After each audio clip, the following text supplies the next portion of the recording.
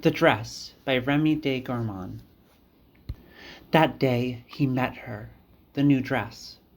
She was coming towards him, slowly and proudly, with the smiling and mysterious grandeur appropriate to the latest aesthetic productions, with the provocative grace of novelty.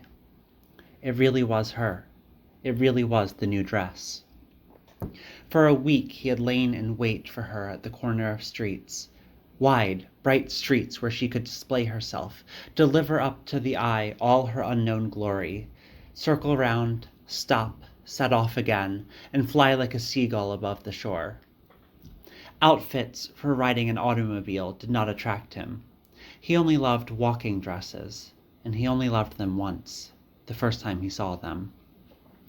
The new dress, the spring dress, for him the great perennial event of the year. He dreamed of it for months in advance, anxious about the forecasts of the observatory, hoping for a premature heat wave, saying his prayers to the sun like a Parsi. In the all-embracing springtime, with its rejuvenation of flesh and leaf, flower and grass, nothing interested him, except the dress. Only the dress.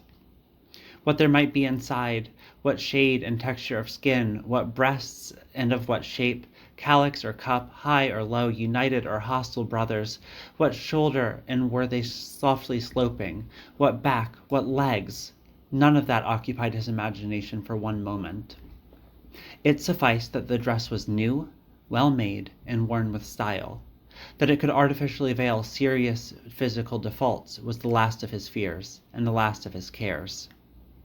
Without a doubt, his love for the new dress was not entirely platonic, nor exclusively the love of a few rags pleasantly assembled on a model. He was not one of those madmen who fall for a handkerchief or a bodice, or even a pair of shoes, or who stop to contemplate the window of a department store where, from head to toe, is exhibited a bride, half chaste, half flaunting. No, but although the woman interested him less than the dress, the wine less than the bottle, he did not separate the dress from the woman, or rather, and this is a little different and explains the taste of our strange friend, he did not separate the woman from the dress. A naked woman seemed to him an absurdity, an anomaly, a little like a bald parrot or a plucked chicken. The sight of this inspired in him a feeling of rather painful amazement, and, in certain hospitable establishments where his imprudent youth had led him in the past, he had the sensation, he admitted, of finding himself in a Dahomean inn rather than a place of pleasure.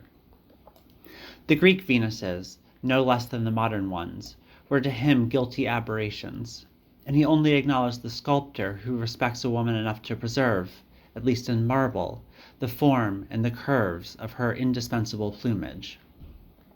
That day he met her, the new dress. She was made of a very pale mauve silk, in the shape of a cone truncated at the waist and towards the base, adorned with 3 rows of black ribbon, the last of which, brushing the ground, appeared to form the tiny pedestal of a pretty, specious statue. The waist was dainty, also encircled with black, and the shoulders and arms were covered with a cape with 3 colors of a darker mauve, whence emerged, like a pale blonde flower, the delicate head. It is a costume that will soon irritate us, for soon we shall see too much of it, but its first appearance certainly charms the eyes, delighted by the fall of cloaks and furs, the unexpected blossoming of the feminine shrub. Having met the new dress, he immediately fell in love with it. His heart beat loudly. A sudden fit of giddiness made him reel. His dream was passing by. There walked his joy. Oh, if only the dress would let itself be loved. If only it were not one of those arrogant dresses, jostling with disdain the purest and most sincerest of desires. "O dress, do not be coy." The dress was not coy. Like many of her equals, she allowed him to follow her as she mused past the shop windows, then discreetly turned down a deserted street and disappeared through a door. It was a room like so many others, not very enticing, over-scented and spoiled by a divan that was too wide and too blatant. But the dress was there, right before his eyes, in his hands. He gazed at it, kissed it, breathing it in with rapture. On his knees before the beloved dress that stood before him, stiff and disturbing. He seemed to be praying now, speaking mad, soft, nonsensical words. "From the moment I saw you, I loved you. Oh, a mad desire, I would have given anything. How good you are." His joy, however, did not make him delirious to the point that he did not realize the quality of his conquest and what type of soul animated the exquisite dress.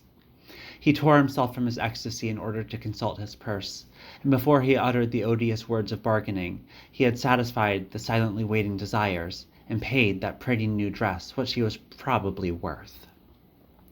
Then he began his adorations anew, and the other let him, being used to more curious and even more dangerous fancies. Only inwardly she became a little impatient, finding this prelude long and ridiculous. Ordinarily she managed her clients more efficiently, and, guessing their tastes, satisfied them with skill and rapidity. But this one was bizarre. She tolerated him for a few moments more, letting herself be admired, she believed, and even flattered by these refined manners, and finally, unable to bear it any longer, wondering what love there was to gather out there in the air, in the sunlights, on the streets, and what marvelous philosopher's stone her new dress was, she broke away and asked with a smile to at least be allowed to remove her cape. "No, no, the whole dress! I want the whole dress!" He dragged her towards the divan, already embracing her furiously. She understood and cried, "With my dress on? Never!" She managed to get up again, and she was unfastening her belt when she felt two hands mercilessly grasp her neck. Her head back, she fell motionless onto the divan, and, blind to his crime, ignorant of the death of the flesh which was about to join his own, the lover of dresses satisfied his desire.